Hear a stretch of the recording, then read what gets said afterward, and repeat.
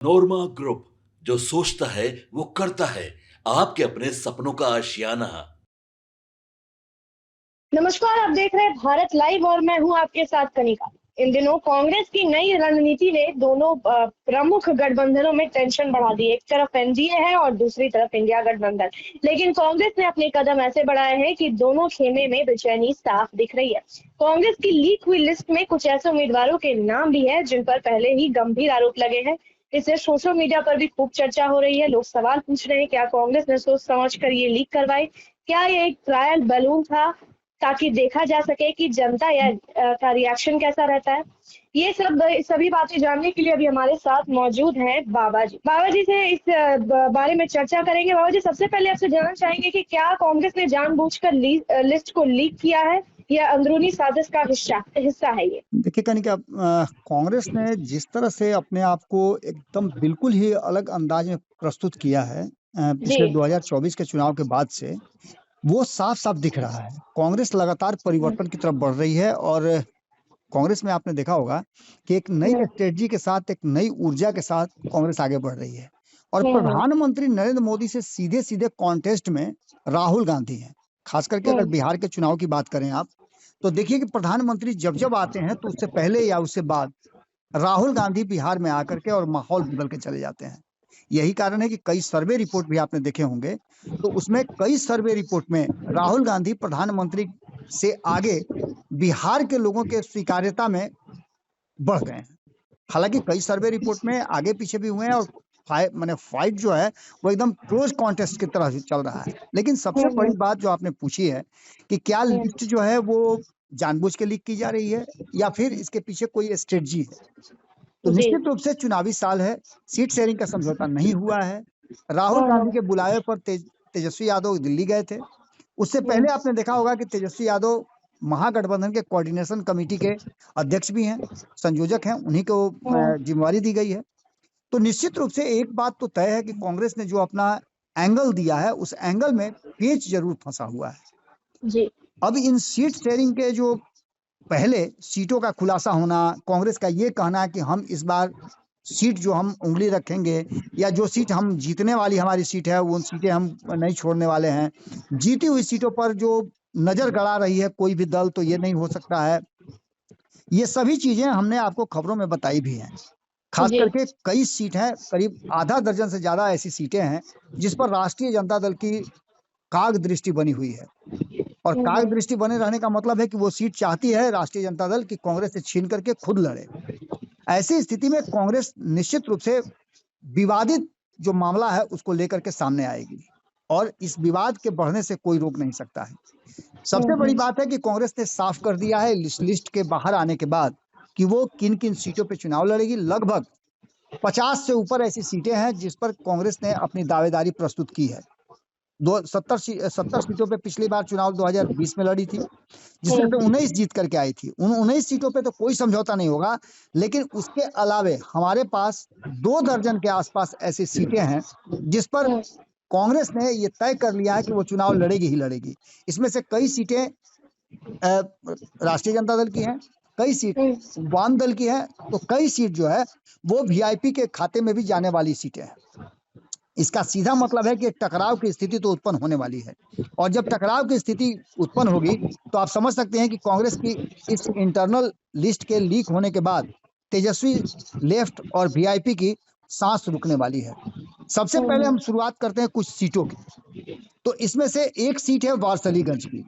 ये सीट चाहती है राष्ट्रीय जनता दल की हम अपने पास रखें, लेकिन कांग्रेस चाहती है कि मेरे पास रहे। कांग्रेस ने पिछले बार भी चुनाव इसमें लड़ा था और इस सीट पर कई बार जीत करके भी आई है। अब ये सीट पर उम्मीदवार भले ही बदल जाए, लेकिन सीट कांग्रेस चाहती है कि वो उसके पास रहे और इस सीट पर जब पहले वो जीत चुकी है तो एक बार 2025 की परिस्थितियों में जो उसके साथ नया एक बना है रेपो, उसमें वो सीट वजीरगंज की जीत करके आए। तो वजीरगंज की सीट छोड़ने वाली नहीं है। एक ऐसी ही सीट है हायाघाट की। ये हायाघाट की सीट भी उस लिस्ट में शामिल है, जिस सीट को भी कहीं ना कहीं कांग्रेस छोड़ना नहीं चाहती है, ये अपने लिए या अपने सहयोगियों के लिए। यानी सहयोगी का मतलब आप समझ सकते हैं कि जो दल कांग्रेस के साथ allies partner, allies with in allies होंगे, उनके लिए। इसके बाद पालीगंज की सीट है, इस सीट पर भी उसकी नजर बनी हुई है। तो वहीं आप बता दें कि कुर्था की सीट भी उसकी नजर में है, वैशाली की सीट उसकी नजर में है, और चेनारी में भी वो अपना उम्मीदवार खड़ा करना चाहती है। विक्रम की सीट आपको पता है कि कांग्रेस की जीती हुई सीट है, भले ही उसके विधायक ने विद्रोह कर दिया है, लेकिन विक्रम की सीट पर भी कांग्रेस अपनी दावेदारी नहीं छोड़ना चाहती है। इसके अलावा हिसुआ की सीट है, रीगा की सीट पर भी वो चुनाव लड़ना चाहती है, भले ही उसको उम्मीदवार बदलना पड़े या फिर जिस तरह की भी परिस्थितियां उत्पन्न हो वो छोड़ने वाली नहीं है। इसके अलावा कई ऐसी सीटें हैं जिसमें अररिया है, किशनगंज है, कस्बा है, कदवा है, मनिहारी है, मुजफ्फरपुर है, महाराजगंज है, राजापाकड़ है, खगड़िया है। इन सीटों पर भी वो चुनाव लड़ना चाहती है, जो जीती हुई इसकी सीटें 19। इसके बाद अभी अभी आपने देखा होगा कि कई ऐसी बातें सामने आई हैं जिसमें खगड़िया, विक्रमगंज, लालगंज, फॉरबिसगंज, ये सभी सीटें हैं जिस पर राष्ट्रीय जनता दल की नजर है। और राष्ट्रीय जनता दल के साथ साथ वामदल और वीआईपी भी इनमें से कई सीटें हैं जिस पर अपनी उंगली रख रहे हैं। ऐसे में निश्चित रूप से कांग्रेस और बाकी के जो दल हैं महागठबंधन के, वो आमने सामने आ गए हैं। लेकिन कांग्रेस इस बार कोई भी समझौता करने के लिए तैयार नजर नहीं आ रही है। कांग्रेस किसी भी तरह का कोई समझौता नहीं करेगी, और अगर समझौता हुआ भी तो कांग्रेस 50-50 के फॉर्मूले पर काम करेगी। चलिए बाबा जी, आपसे एक बात और जानना चाहेंगे कि जैसे एनडीए में अभी अंदरूनी कलह चल रहा है, उसमें दरार आने की बात हो रही है, वैसे क्या इस फैसले से इंडिया गठबंधन में दरार आ सकती है?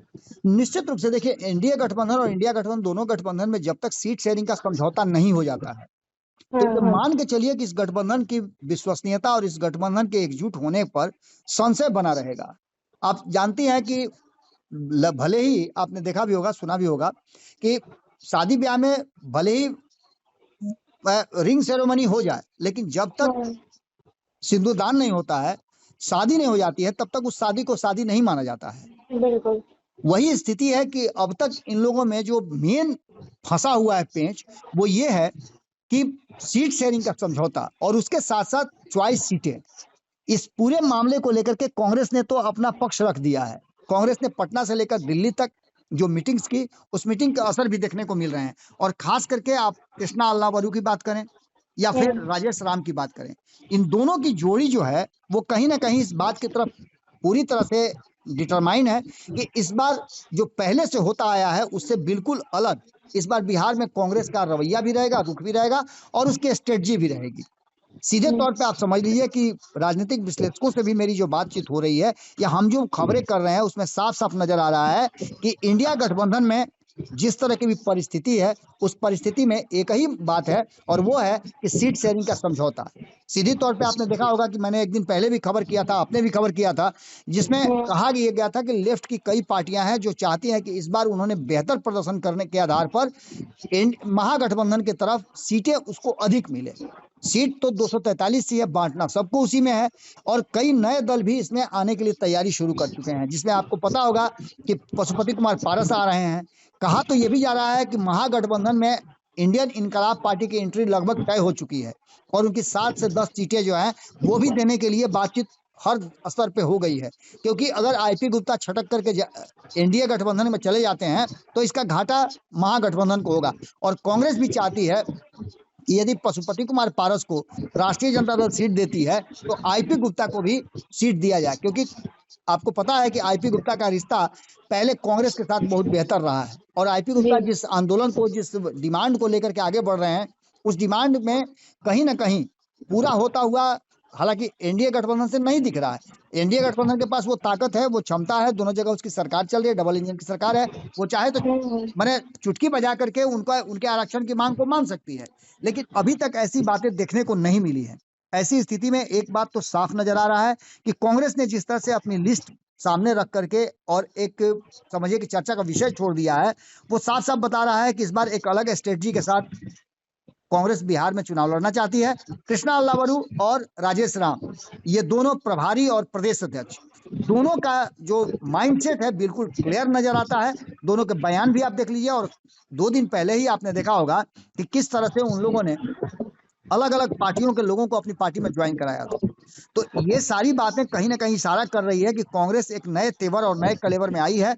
तो निश्चित रूप से कांग्रेस एक बदलाव के साथ इस बार बेहतर प्रदर्शन करने की तैयारी कर रही है, और ये संभावना व्यक्त की जा रही है कि 2015 से भी बेहतर प्रदर्शन इस बार कांग्रेस करे। इस बात को लेकर के अच्छा, क्या कांग्रेस इससे को कहते राहुल हैं। गांधी की छवि मजबूत होगी क्या? मतलब इसका जनता पर क्या असर पड़ेगा? निश्चित रूप से राहुल गांधी की छवि मजबूत हुई है।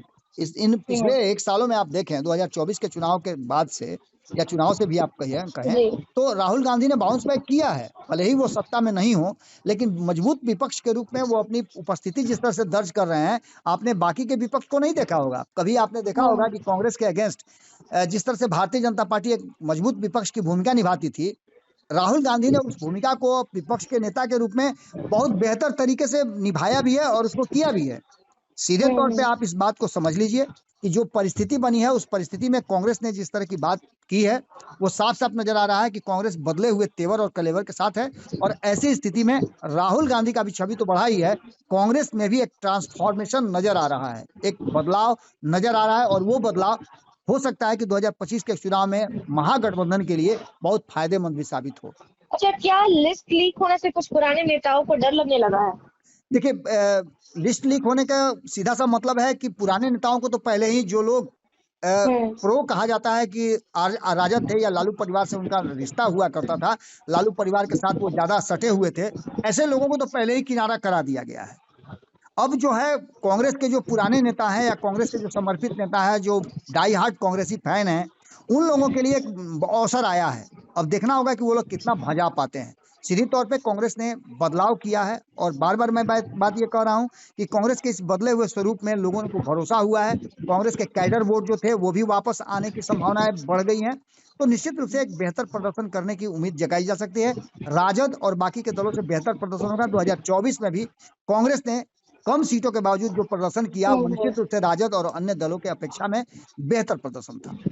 अच्छा, लिस्ट में जिन चेहरों को शामिल किया गया है, क्या वो जनता में वाकई लोकप्रिय है या फिर सिर्फ जातीय और सामाजिक समीकरण देखकर चुने गए हैं? देखिए, जातीय सामाजिक समीकरण को आप बिहार के चुनाव से अलग नहीं कर सकती हैं। जी। हाँ, रहा सवाल कि कुछ चेहरे हैं जिनमें आपको बता दें कि मेरी जानकारी में मैं कम से कम इसमें से 20 से 25 ऐसे नेताओं को जानता हूं जिनके नाम ऊपर ऊपर चल रहे हैं, या ये चल रहा है कि वो चुनाव लड़ेंगे ही लड़ेंगे, कांग्रेस उनको जी। मौका देगी। उनमें से 20-25 चेहरों में से मैं कम से कम 20 पर तो दावा कर सकता हूं। 25 चेहरे अगर सामने 2 दर्जन अगर नेताओं को रखा जाए तो 20 ऐसे चेहरे हैं जो फाइट करने वाले हैं और बाउंस बैक कर सकते हैं। कोई पिछले चुनाव में 20,000, 15,000, 18,000 से हारा, कोई और कम से हारा है। और वहीं आपको बता दें कि कई लोग जो हैं वो कांग्रेस के बदले हुए स्वरूप को स्वीकार भी कर रहे हैं और उनके पास अपना जनाधार भी है। महागठबंधन के साथ लड़ते हैं तो ये मान के चलिए कि उनकी जीत भी क्लोज कॉन्टेस्ट की तरफ होने जा रही है। अच्छा, क्या इस रणनीति से कांग्रेस अपने सहयोगियों पर दबाव बनाना चाहती है? निश्चित रूप से दबाव बना रही है। ये तो शुरुआत में ही हमने बताया जी। कि निश्चित रूप से एक दबाव की राजनीति तो होगी। जब तक सीट शेयरिंग का समझौता नहीं होगा तब तक दबाव की ही राजनीति चलेगी। चलिए, बहुत बहुत धन्यवाद आपका। जैसा कि हमने बाबा जी से सुना कि कांग्रेस ने काफी बदलाव किया है, कांग्रेस की छवि अब जनता में दिख रही है। वैसे अभी इस मुद्दे की बात करें तो राजनीतिक विश्लेषक मानते हैं कि यह एक हाई रिस्क हाई रिवॉर्ड रणनीति हो सकती है। अगर ये दाव चल गया तो कांग्रेस को बड़ा फायदा भी मिल सकता है, लेकिन अगर सहयोगी नाराज हो गए तो गठबंधन की एकता पर संकट भी आ सकता है। तो ये एक तरीके से रिस्क फैक्टर भी बन चुका है। अब देखने वाली बात यह होगी कि कांग्रेस इस रणनीति को कैसे डिफेंड करती है और बाकी दल इससे कैसे निपटते हैं।